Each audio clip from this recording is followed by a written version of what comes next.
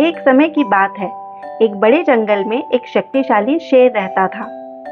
एक दिन भारी भोजन करने के बाद शेर एक छायादार पेड़ के नीचे सो गया। जब वह गहरी नींद में सो रहा था, तब एक छोटा सा चूहा वहां दौड़ता और खेलता हुआ आया। गलती से चूहा शेर की पूंछ पर दौड़ गया। शेर जाग गया। गुस्से में गरजते हुए उसने अपने बड़े पंजे से छोटे चूहे को पकड़ लिया। तुमने मेरी नींद में खलल डालने की हिम्मत कैसे की? इसके लिए मैं तुम्हें खा जाऊंगा। शेर दहाड़ा। छोटा चूहा डर के मारे कांपने लगा। हे जंगल के महान राजा, उसने डरते हुए कहा, कृपया मुझे जाने दें। अगर आप मुझे छोड़ देंगे तो मैं एक दिन जरूर आपकी मदद करूंगा। चूहे की बात सुनकर शेर जोर से हंसने लगा। तुम जैसा छोटा प्राणी मेरी मदद करेगा? यह तो मजाक की बात है, लेकिन मैं तुम्हें जाने दूंगा क्योंकि तुमने मुझे हंसाया। चूहे ने आभार प्रकट करते हुए कहा, धन्यवाद दयालु शेर, मैं इसे कभी नहीं भूलूंगा। चूहा बोला और तेजी से भाग गया।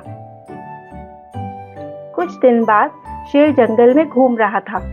तभी वह एक शिकारी के जाल में फंस गया।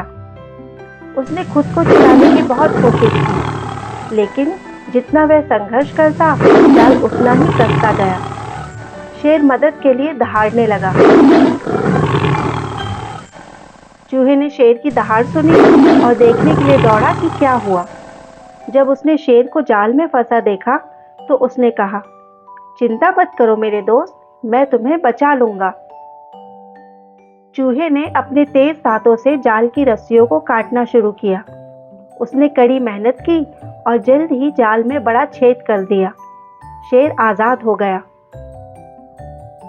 शेर ने खुश होकर छोटे चूहे को देखा और कहा, धन्यवाद छोटे दोस्त, तुमने मेरी जान बचाई। मैं गलत था जो मैंने सोचा कि तुम मेरी मदद नहीं कर सकते। चूहा मुस्कुराया और कहा, सबसे छोटा प्राणी भी सबसे बड़े की मदद कर सकता है। दयालुता कभी व्यर्थ नहीं जाती। उस दिन से शेर और चूहा बहुत अच्छे दोस्त बन गए और खुशी खुशी जंगल में रहने लगे। कहानी की सीख, किसी को भी छोटा या कमजोर समझकर अनदेखा नहीं करना चाहिए, क्योंकि हर किसी का अपना महत्व होता है।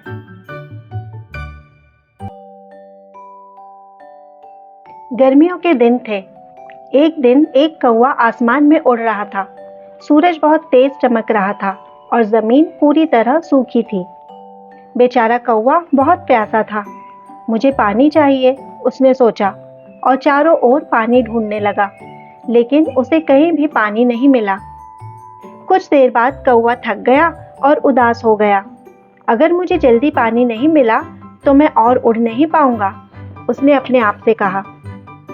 तभी उसने एक पेड़ के नीचे कुछ चमकती हुई चीज देखी। वह खुशी से चहकते हुए नीचे उतरा।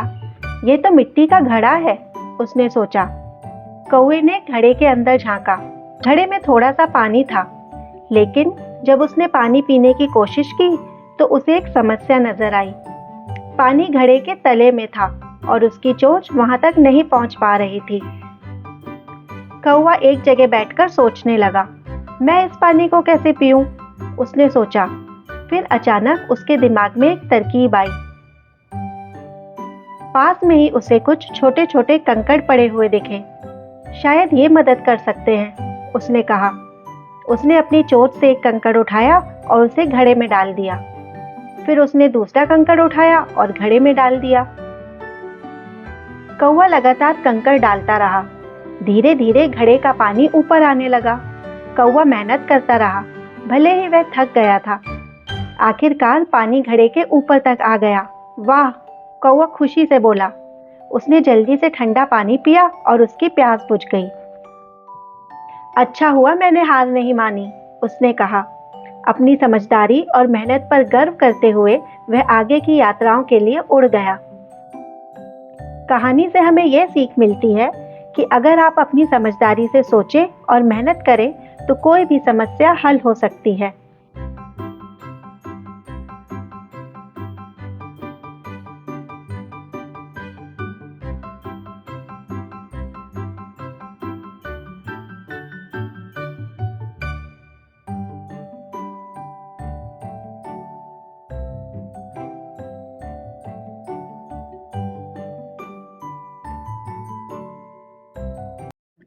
आलसी टिड्डा और मेहनती चींटियां।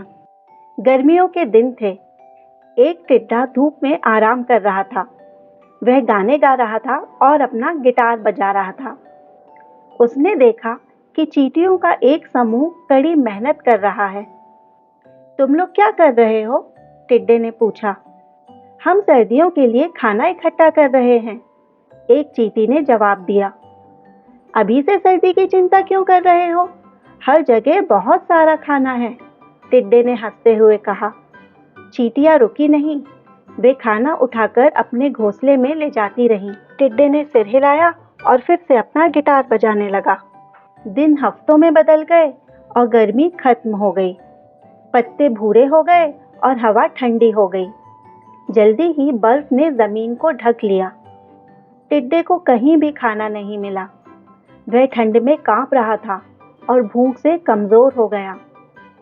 एक दिन टिड्डे ने देखा कि चींटियां अपने गर्म घोंसले में बैठी हुई थीं और वे अपना इकट्ठा किए हुए खाने का आनंद ले रही थीं।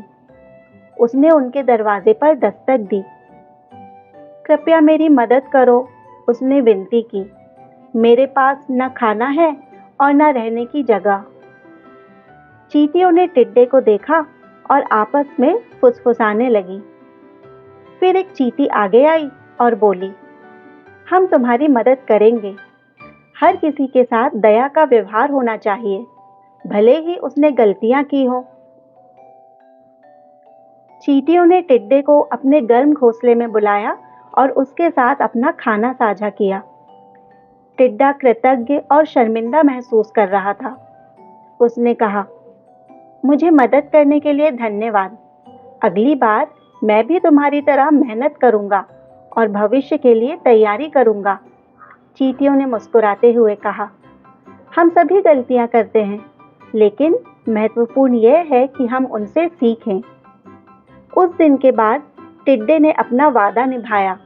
जब वसंत लौटा तो उसने चींटियों के साथ मिलकर काम किया और खाना इकट्ठा किया। साथ मिलकर उन्होंने अगली सर्दी की तैयारी की, यह साबित करते हुए कि मेहनत और साथ मिलकर काम करने से भविष्य बेहतर होता है।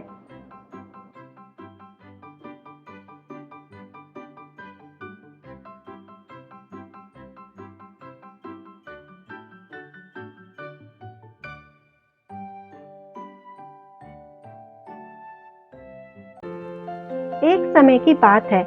जंगल में चूहों का एक समूह छोटे छोटे घरों में खुशी से रहता था। वे खेलते, काम करते और सब कुछ आपस में बांटते थे। उनकी जिंदगी बहुत शांतिपूर्ण थी। एक दिन जंगल में हाथियों का एक झुंड आ गया। हर दिन वे झील से पानी पीने के लिए जाते थे। रास्ते में वे चूहों के गांव से गुजरते थे। हाथी इतने बड़े थे कि उन्होंने गलती से चूहों के कई घर कुचल दिए और कुछ चूहों को चोट पहुंचाई। चूहे बहुत दुखी हुए और बहुत डर गए। चूहों के राजा ने हाथियों से बात करने का फैसला किया। वह हाथियों के राजा के पास गया और कहा, प्यारे हाथी राजा, आपके बड़े पैरों ने हमारे घर नष्ट कर दिए। कृपया झील तक जाने के लिए कोई और रास्ता चुनें। हम छोटे हैं, लेकिन हमारी भी भावनाएं हैं।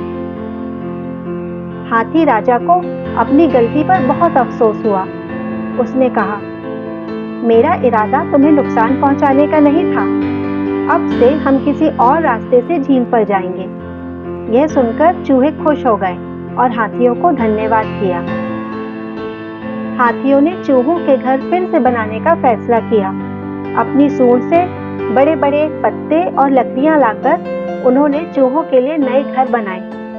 चूहे हाथियों की इस दयालुता के लिए बहुत आभारी थे। कुछ दिनों के बाद कुछ शिकारी जंगल में आए और हाथियों को पकड़ने के लिए उन्होंने जाल बिछा दिया।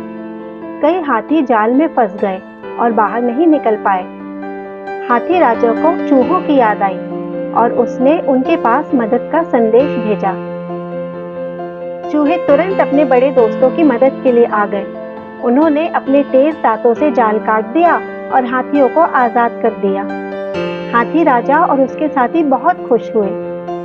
हाथी राजा ने कहा, तुम छोटे हो, लेकिन तुम्हारी मदद बहुत बड़ी थी। धन्यवाद प्यारे दोस्तों। उस दिन से हाथी और चूहे सबसे अच्छे दोस्त बन गए। वे एक दूसरे की मदद करते रहे और जंगल में खुशी खुशी रहने लगे। कहानी की सीख। कोई भी इतना छोटा नहीं होता कि बड़ा काम ना कर सके।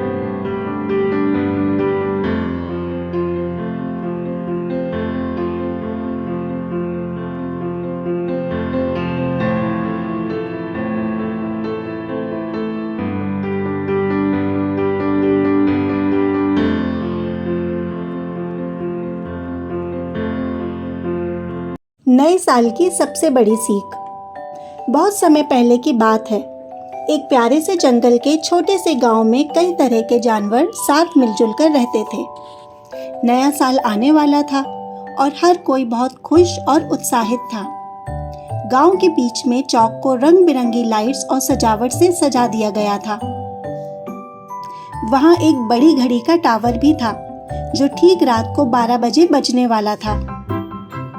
नदी किनारे एक बिल में बेनी नाम का खरगोश रहता था।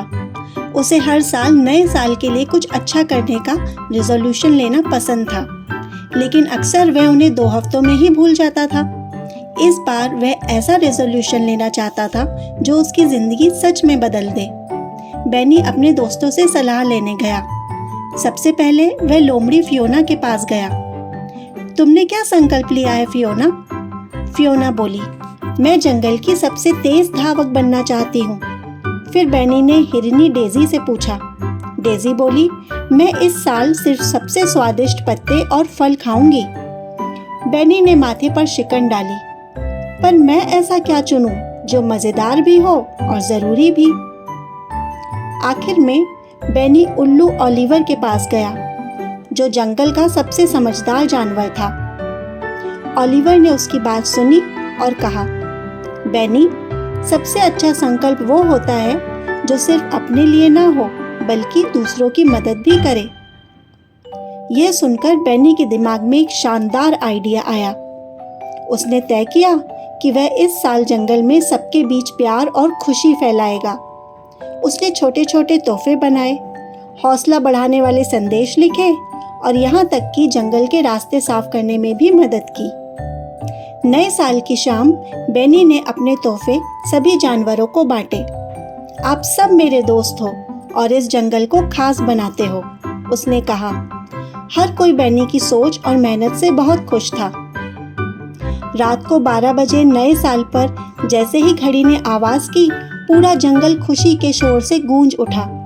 बेनी को ऐसा सच्चा सुख महसूस हुआ जो दूसरों को खुशी देने से मिलता है। उसने समझा कि सबसे अच्छा संकल्प वो होता है जो हमारी दुनिया को थोड़ा और खूबसूरत बना दे। इस नए साल बेनी सिर्फ एक अच्छा खरगोश नहीं बना, वह एक अच्छा दोस्त भी बन गया। हैप्पी न्यू ईयर, बेनी ने कहा। याद रखना, नए साल की सबसे अच्छी शुरुआत तब होती है जब दिल में दया और प्यार हो। तो इस साल तुम्हारा संकल्प क्या है?